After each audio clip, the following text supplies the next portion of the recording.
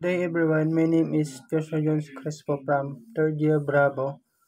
Ang report is about Republic Act 10707, Section 50, Violation Report, its content, signatories, and submission to trial court.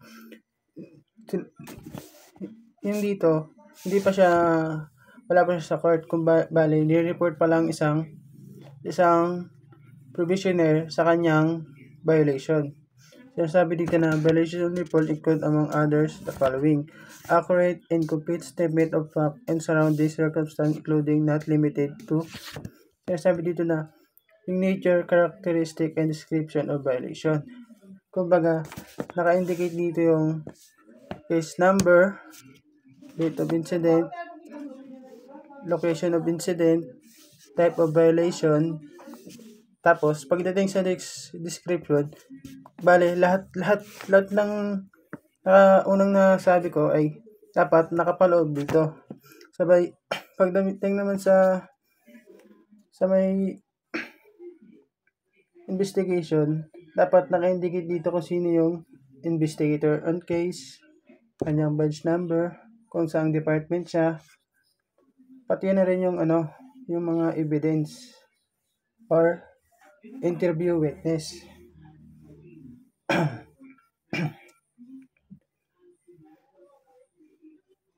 dapat bago ito ibigay sa trial court is i-approve muna to ng CPPO o tinatawag na Chief Provincial Provisioner Officer.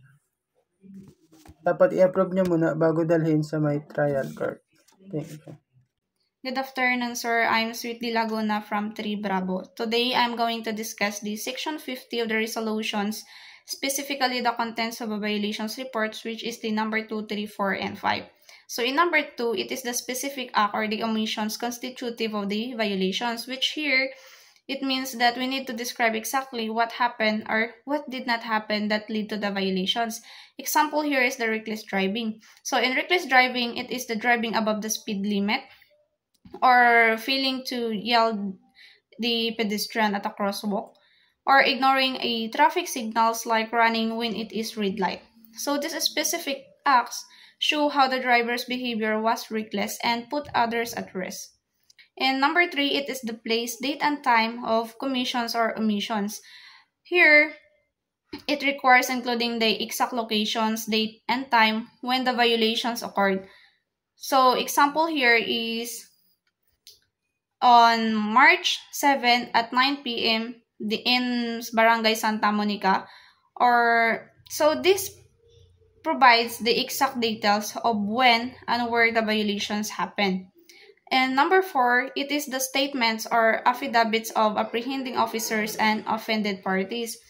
So here it involves including the written statements or sworn testimonies from the peoples involved, such as the police officers who apprehended the violators, or the parties that affected by the violations like the victims or witnesses.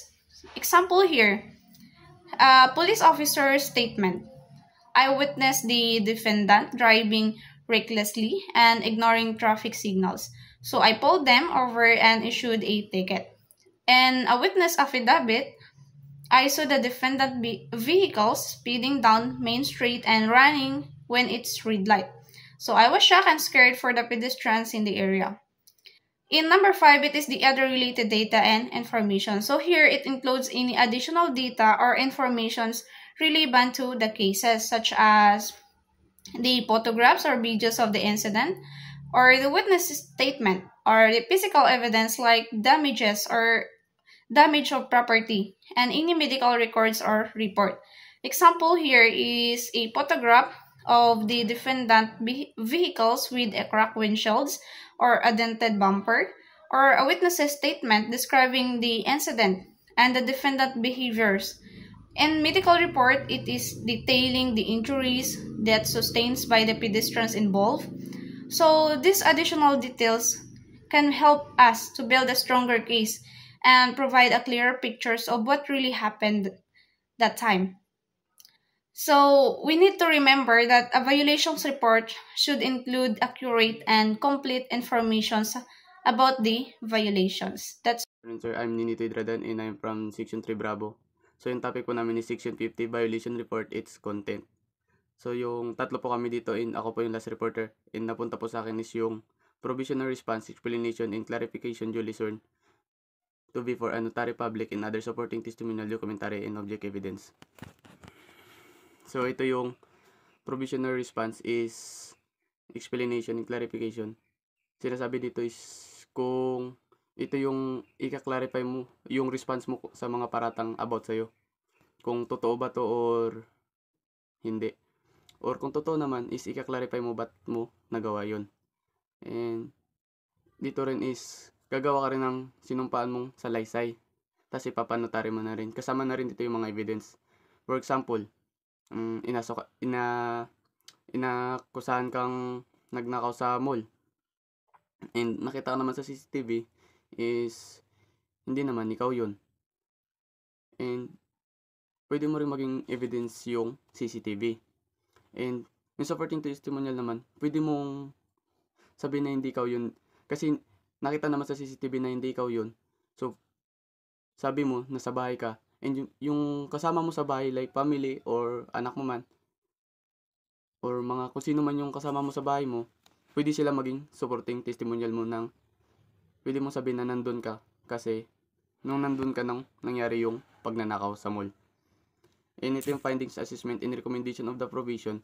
So ito yung natuklasan or pagsusuri ng provision office. Ito rin yung recommendation nila kung sa suggestion nila kung totoo man yun sa pagsusuri nila is natuklasan nila na totoo is yung suggestion nila is kung babawiin nila yung provision na yun. And yung violation report shall prepared and signed by the ISO concerned and approved by the CPPO. So yung ito naman is sinasabi dito is yung violation report is piniprepared ng supervising officer and kasama na rin yung lagda niya.